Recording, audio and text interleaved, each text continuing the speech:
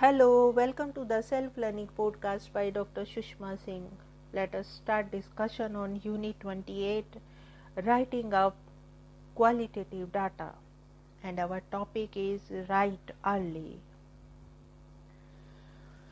Words come first, and linking them up to form a cogent and a meaningful whole is a demanding task, often frustrating.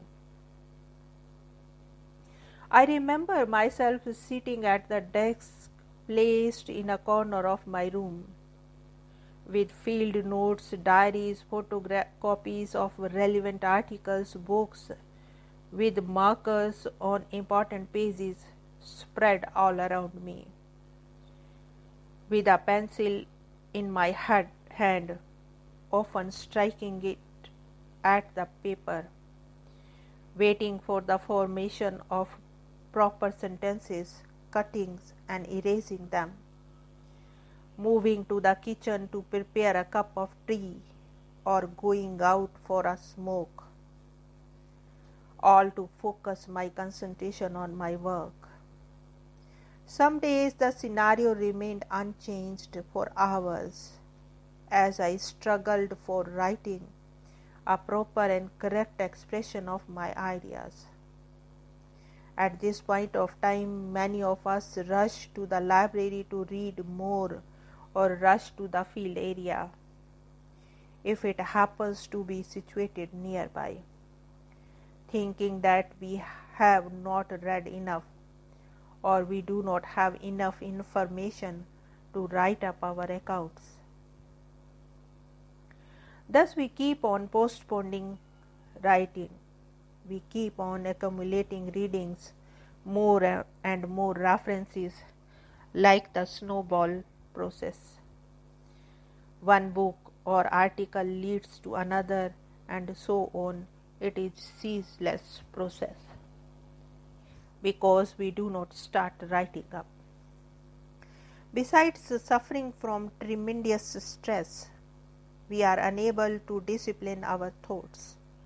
Lots and lots of readings,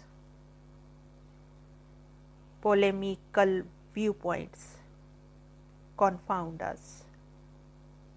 The writing problems are so real and genuine that a cross-section of researchers in my sample, both young and experienced, admitted to have passed through the crippling effects of not writing or not writing well.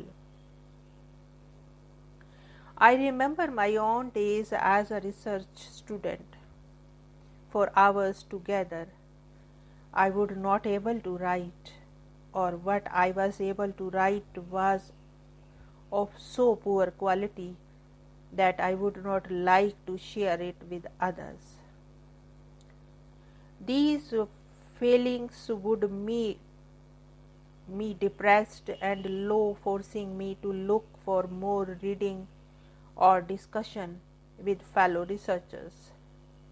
But I was able to cut the glacier of not writing by remaining glued to my chair, attempting to write again, attempting to express the same idea again, and then gradually sentences would begin forming, ideas would begin flowing, and some kind of a first draft of my work would start emerging. And once I have a draft of my work before me, not only do I feel confident of my abilities, that is, I can do it, but also I think through my first draft, give it to the others to read and comment, edit it, make additions and deletions, sharpen the arguments, refer to other works, and add what is known as the scholarly apparatus, or epigrams, quotations, footnotes, bibliography. In this context, one is reminded of Walcott, who writes, "Simply stated, the only antidote for not writing is to write. You can always improve what you have written, editing the good stuff and tossing the rest.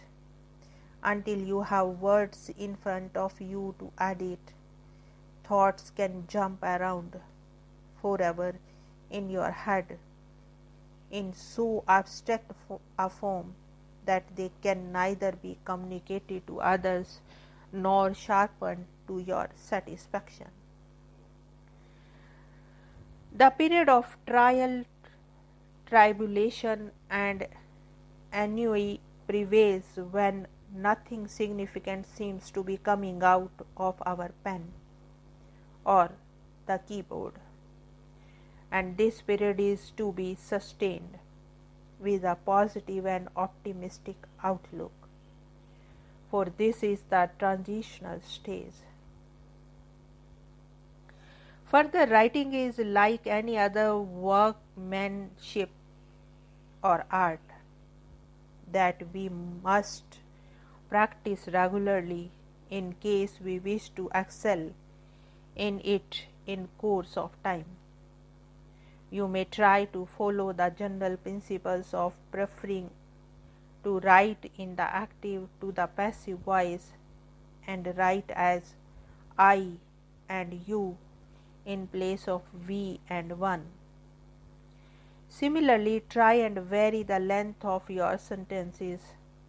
Connect sentences with for, since, and nevertheless. Avoid the use of it is or there is to begin a sentence. In the context of qualitative research, the sooner we begin with writing, the better it is. It was said earlier that the writing of a text begins the moment we begin to write the research proposal. Throughout our field work, we write notes and diaries. We transcribe audio tapes in case tape recorders are used. Research students are advised not to treat writing as the last phase of their research, an activity that comes after data have been collected.